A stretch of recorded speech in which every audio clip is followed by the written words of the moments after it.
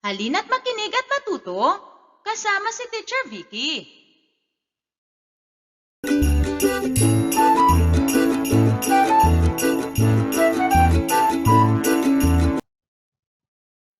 Magandang araw mga bata! Kumusta kayo? Ako si Teacher Vicky, ang inyong gurong lingkod na maghahatid sa inyo ng kaalaman sa asignaturang music para sa ikalawang baitang. Quarter 4, Week 2 at ito ay milk-based. Ang paksa natin sa aralin ito ay tungkol sa tekstura. Pagkilala sa tekstura ng musikang napakinggan. Handa ka na ba? Simulan na natin ang aralin. Pagkatapos ng module na ito, ikaw ay inaasahan na nakikilala ang musical texture sa isang recorded na musika at nakikilala ang musical texture sa isang himig na may solong instrumento o boses at iisang melodiya na may kasamang saliw ng musika. Nakapanood ka na ba o nakapakinig ng mga pagtatanghal ng pag-awit o pagtugtog katulad ng nasa larawan? Kung oo ang sagot mo, ano-anong instrumento ang nakilala mo? Tama! May guitar, violin, piano, drum set, at iba pa. Ngayon mga bata, pakinggan ang dalawang bersyon ng kantang Lupang Hinirang. Ang una ay ang Lupang Hinirang ni Lea Salonga. Ang pangalawa ay ang Lupang Hinirang ng AUP Ambassadors of Choir.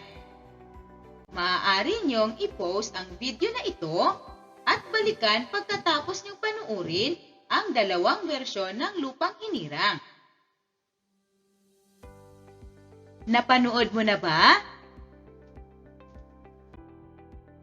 Alin sa dalawang bersyon ang may higit na makapal ang tunog? Tama! Ang pangalawa, ang bersyon ng AUP Ambassadors.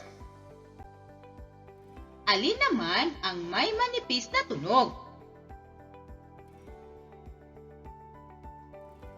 Magaling! Ang unang kanta, ang bersyon ni Lea Salonga. Bakit mo ito nasabi? Tama! Dahil isang boses lang ang ating naririnig mula sa kanta at walang kasabay na instrumento. Isa sa mga mahahalagang elemento ng musika, ang tekstura. Ano ang ibig sabihin ng tekstura? Ito ay tumutukoy sa kapal o nipis ng isang awitin o tugtugin. Masasabi nating manipis ang kanta o tugtugin kapag isa o solo lang ang ating naririnig at walang kasabay na kahit na anong instrumento. Makapal naman ang isang awitin o tugtugin kapag maraming tunog ang sabay-sabay nating naririnig. Ngayon mga bata, tingnan ang mga larawan. Alamin kung ano ang maaaring maging tekstura ng himig na ating mapapakinggan. Ibigay ang iyong palagay sa mga larawan.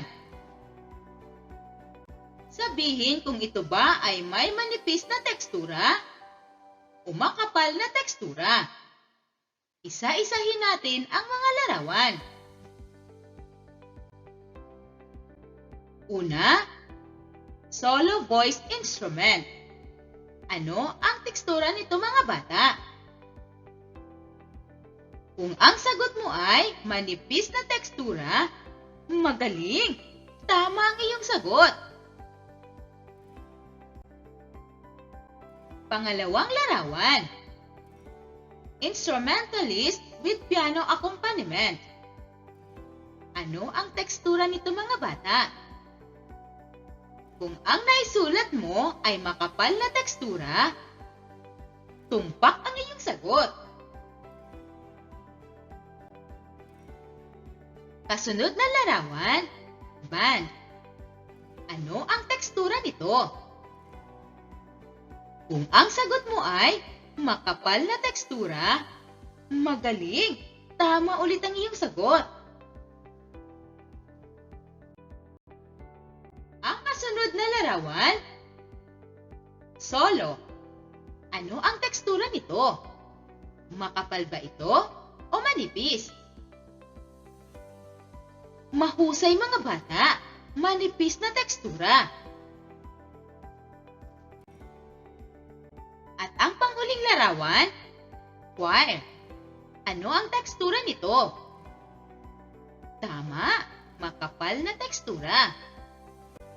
Mahusay mga bata, naunawaan ninyo ang ating unang gawain. Narito naman ang kasunod na gawain. Halina at tukuyin natin ang tekstura ng mga sumusunod na larawan.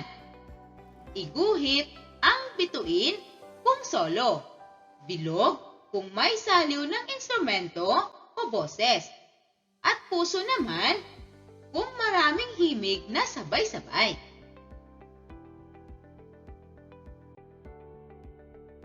Unang larawan. Tama! Bituin. Ito ay solo.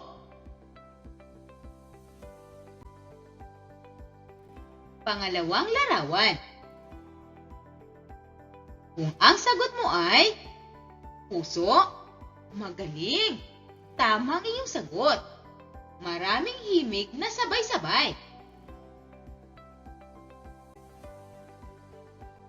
Pangatlong larawan.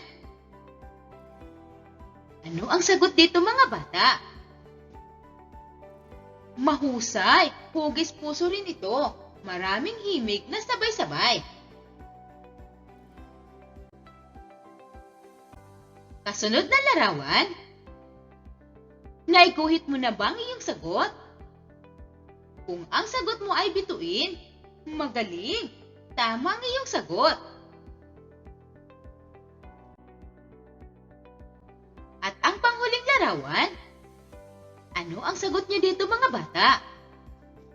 Magaling, bilog. Ito ay may saliw ng instrumento. Magaling mga bata, na ibigay ninyo ang tamang sagot. Tandaan niyo ito mga bata, ang bawat naririnig nating musika ay may iba't ibang tekstura. Manipis ang tunog kung ito ay boses o instrumento na solo. Medyo makapal na kapag ang solong boses o instrumento ay may saliw at makapal naman kapag ang iba't ibang boses o instrumento ay sabay-sabay na umaawit o tumutugtog ng iba't ibang himig.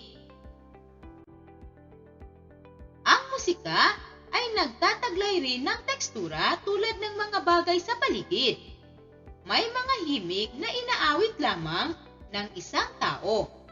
Kung minsan naman, ito ay inaawit ng dalawa o higit pa upang makalikha ng isang magandang melody na bubuo sa isang awitin o tugtugin. Paalam mga bata, hanggang sa muli!